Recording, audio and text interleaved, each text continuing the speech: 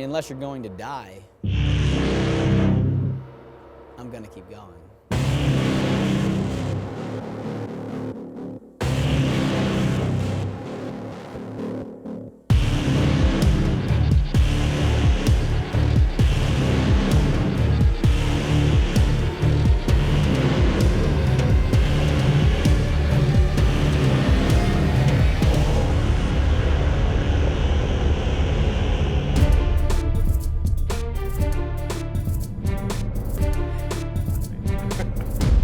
Hi everybody, welcome to today's edition of the CrossFit Games Update Show. I'm Sean Woodland with Nicole Christensen and Pat Sherwood. Now just hours away from 14.4, what are we going to see? I think we have to see a triplet. It's a hole in the programming at this point. Triplet, whatever it could be, we're going to see something that Josh Bridges will win. Okay. Yeah, I'm throwing it out there already. He is definitely looking for a victory. The two athletes will be throwing down tonight in the battle in Seattle. Josh Bridges is one of them.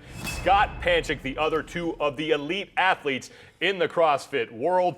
Both have done well at the games. Panik with back-to-back fourth place finishes. Josh Bridges on the podium in 2011, and both of them just one spot away from each other in the Open last year. These are both athletes who are in the conversation as to people who could dethrone Rich Froning. Let's start with Josh Bridges because he had that hiccup in 14.3.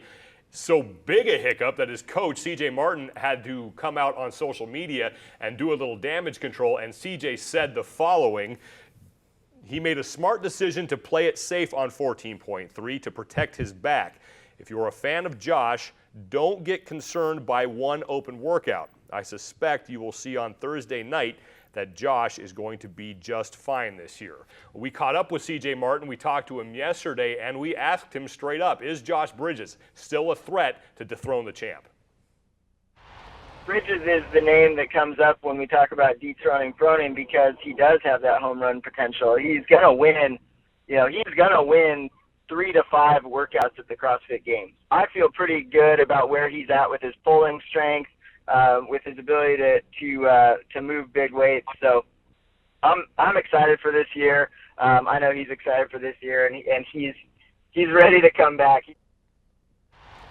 Pat, you spent some time with Josh Bridges this offseason.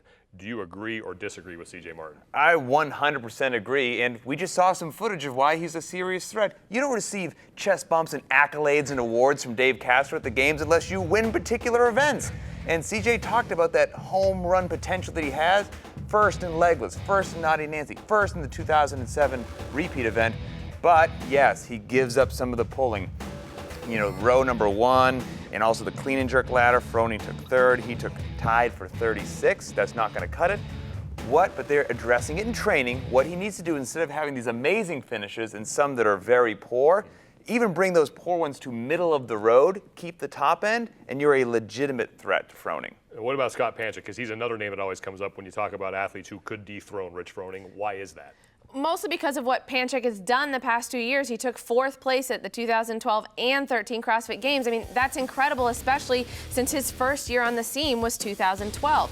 You look down at when Rich started CrossFit in 2010, and really it comes down to a matter of Rich just has more time, more experience. Panik is an extremely well-rounded athlete. He's done Cinco 1, he took 3rd place. He did well in the zigzag sprint. He can swim, which we know Rich isn't the best swimmer, so he kind of has a little bit of a leg up there. But what really stands out is just Panik needs a little bit more time to develop. He needs a couple more years. Will this be the year that he can kind of bump up there? I don't know, but he's on the right track. Well, Josh Bridges is looking for redemption tonight after what happened at 14.3. What does he want to see? Heavy cleans. If he's going to come out on top in this matchup? Don't be mean. Well, let's get one thing straight right away. Josh Bridges is going to win 14.4. Okay, that's a given. Because 14.3 is gone, the heavy deads are gone. Everything else has got to be in this guy's wheelhouse. He's one of the best CrossFitters in the world. He beat Panik last year at the Open, and he took him also in specifically in 0.3, 4, and 5, which had wall balls, muscle ups, clean and jerk, toes to bar, thrusters, basically a plethora of movements that we have yet to see this year. Chances are some of them are going to come out advantage Bridges. All right, with all that being said, Nicole, then what does Panik need to see if he has a hope of winning? Burpees. That's the one little hole there that Pat left off the list. That Panik won that 7 minutes of burpees, turned an incredible score there, and really any other combination of movements, as long as there's a burpee in there, it's going to level the playing field. Short, long, it doesn't matter. Don't be the deliverer of the burpees, okay? Nobody wants to see that happen. Nobody got time for no burpees That's tonight. right. We're going to watch it all go down 5 p.m. Pacific time in a matter of hours. Scott Panik, Josh Bridges, battle in Seattle. Games.crossfit.com. Make sure you stick around after the event for the cool down. Rory McKernan, Dave Castro, both Panik and Bridges will be on hand fielding your questions from social media. And if you want to get those questions in now, tweet us, #CrossFitGames. Well, it's all over but the event. We are going to find out what is in store next for Nicole Christensen and Pat Sherwood. I'm Sean Woodland. Good luck to you on 14.4.